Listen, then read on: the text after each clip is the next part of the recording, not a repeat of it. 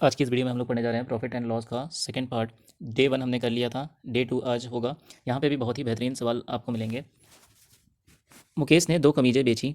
पहली कमीज का लागत मूल्य दूसरी कमीज के विक्रय मूल्य के बराबर है। पहली कमीज 30% लाभ पर बेची गई है और दूसरी कमीज 30% के घाटे पर बेची गई है। पहली कमीज के विक्रय मूल्य से दूसरी कमीज के लागत मूल्य का अनुपात बताइए। तो यहाँ पे एक कंटेंट दे रखा हुआ है, क्या दो कमीजें बेची गई हैं, ठीक है। इनका लागत मूल्य हम मान लेते हैं एक्स और वाई है। इनका लागत मूल्य मैंने क्या माना है, एक्स और वाई मान लिया है, ठीक है। पहली कमीज का लागत मूल्य दूसरी कमीज के विक्रय मूल्य के बराबर है, तो CP1 जो है वो SP2 के बराबर है। अगर ऐसा है तो CP1 की वैल्यू हो गई एक्स और SP2 की वैल्यू हो जाएगी, यानी दूसरी कमीज 30% के घाटे पर बेची गई है। इसका मतलब है कि 0.70 वाई में बेची गई होगी, ठीक है। अब कह रहा है कि पहली कमीज के विक्रय मूल्य यानी SP1 जो है वो अपॉन में कर दो, यानी इक्वल टू ना लिख करके मैं अपॉन में कर रहा हूँ। SP1 अपॉन दूसरी कमीज के लागत मूल्य यानी CP2 का रेशियो बता दीजिए, या फ्रैक्शन में मैं निकाल लूँ रेशियो, अपने आप आंसर आ जाएगा। तो SP1 कितना हो जाएगा, 30% का लाभ, यानी 30% का लाभ का मतलब क्या हुआ, 1.30 क्या एक्स, ठीक है।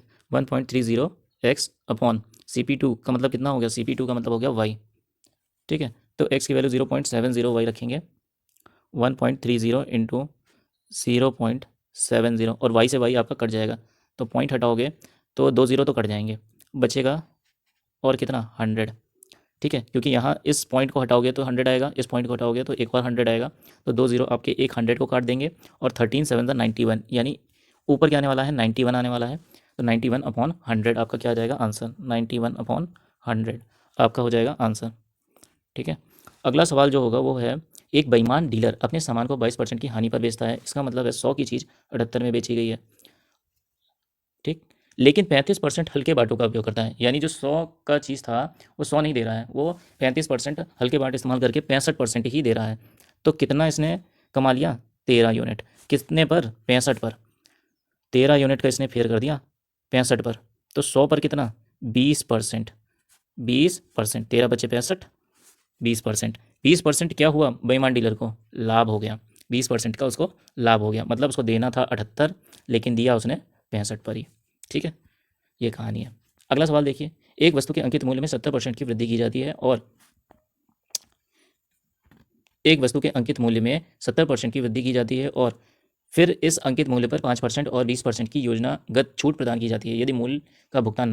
अगला क्वेश्चन करते हैं, क्वेश्चन नंबर 3, एक वस्तु के अंकित मूल्य पर 70% की वृद्धि की जाती है, और फिर इस अंकित मूल्य पर 5% और 20% की योजनागत छूट प्रदान की जाती है यदि मूल्य का भुगतान नगद में किया जाता है तो 20% की अतिरिक्त छूट दे दी जाती है, तो उसका लाभ प्रतिशत बताइए। देखिए CP अगर हमारी 100 है, 70% बढ़ गया तो 170 रुपये हो गया MRP, ठीक है। इस 170 पर MRP जो है 5% की छूट देता है, 5% का मतलब हो गया 1/20, 1/20 का मतलब हो गया 19/20।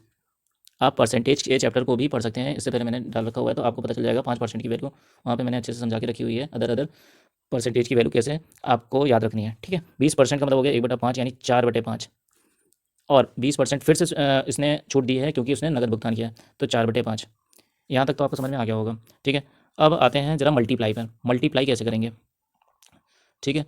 मल्टीप्लाई करने का तरीका क्या हो गया, देखो 4 चौको 16 और 17 × 16, एक जीरो से तो मैं यहाँ से जीरो काट दे रहा हूँ, ये हो गया कितना, देखो 2 दूना 4, ठीक है, 2 दूना 4, और यहाँ से हो गया 8, और ये हो गया 19 × 8/25, ठीक।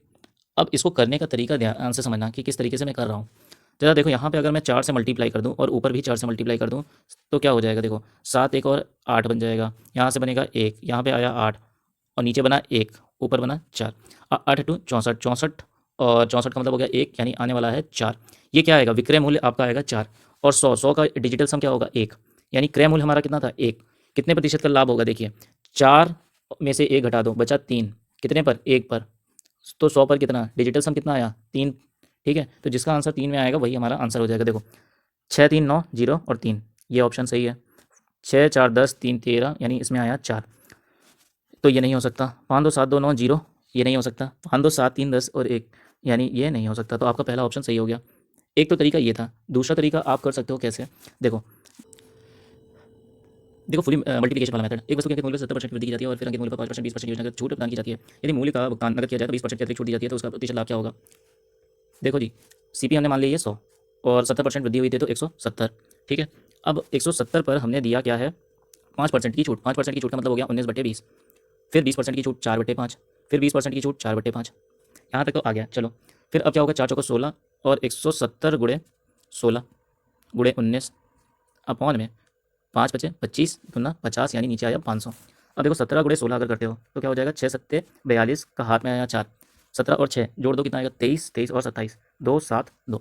अब 19 को मैं लिख सकता हूँ 20 माइनस 1, 20 माइनस 1 यानी इसका मुझे करना पड़ेगा डबल, डबल करूँगा तो ये आ जाएगा 27 का डबल करेंगे 54 और 2 का डबल 4 और 20 है तो 0 और 2 7 2 माइनस कर देंगे तो यहाँ पे वैल्यू आ जाएगी कितनी 8 7 6 13 और यहाँ से जाएगा कितना, 3 में से 2 गया 1 और ये हो गया 5 और 500 से डिवाइड करके देखो 5 से मैं डिवाइड करूँगा और 100 से पॉइंट लगा दूंगा तो ये कितना हो जाएगा 5 5 5 0 0 5 3 15 फिर 5 3 15 5 6 30 अब 100 से डिवाइड करेंगे तो 103.36% आ जाएगा।